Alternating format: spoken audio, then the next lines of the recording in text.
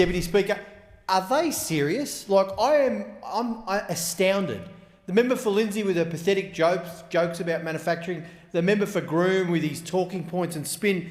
Since your mob took office, way back 8 years ago when Tony Abbott was Prime Minister, do you know how many jobs have been lost in Australian manufacturing? 90,000. That's a fact. So all the spin and all the obfuscation and all the distortion will not hide that fact. And more than that, as the member for Chivley pointed out, you dared manufacturing to leave this country. And they did. Last year during COVID-19, at its height of the pandemic, your own Department of Industry also showed that 50,000 jobs were lost in Australian manufacturing. 50,000 just last year. And there's more. There's more. Your Australian manufacturing workers, the budget papers forecast a cut to real wages in Australian manufacturing workers of $7,800. This is a coalition government. That's the record on jobs and manufacturing. That's your record. You can't hide from that record. It's a record, as the member for Chifley has pointed out correctly, it's a record of neglect. You know why it's neglect, Deputy Speaker? Because they really don't care. They don't care about local manufacturing. They don't care about manufacturing jobs. They don't care about manufacturing workers and their families. You know what they do care about? Themselves, their own jobs. In my own electorate of Wills, the impact has been severe. Hundreds of manufacturing workers have lost their jobs in the north of my electorate of Wills when the Broadmeadows Ford factory closed in 2016 in the member for Cornwall's electorate.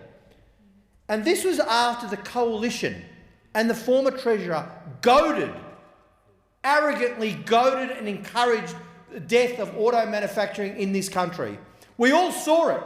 So whatever spin you put out now in this MPI, we all saw it. It's there for posterity, for history to see. Many of the workers lost their jobs after a career dedicated to the industry.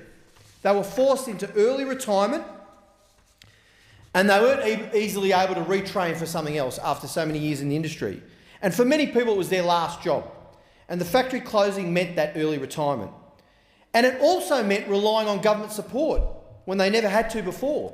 It also meant financial uncertainty for them and their families. It also meant skills, and including the technical skills built up over decades, the know-how that was lost to our country. And it also meant many small and medium-sized enterprises, many in my electorate of Wills, that supplied the auto industry with parts and different bits and pieces. All that was shut down and lost, and those people and those skills were lost. We have had a proud history in my electorate, a manufacturing history, but all too often now, I drive past old and disused factories, Deputy Speaker, and it's a reminder, you know, in the block of apartments going up where the factory was, it's a reminder of what has changed and the jobs that we have lost, the skills that we have lost because of your government. Now, with COVID-19 impacting global supply chains, making things here in Australia is more than just a talking point. It's never been more critical to our jobs and to our national interest. That includes manufacturing that can actually help us out during this pandemic, like local manufacturing of mRNA, vaccines like Pfizer and so on.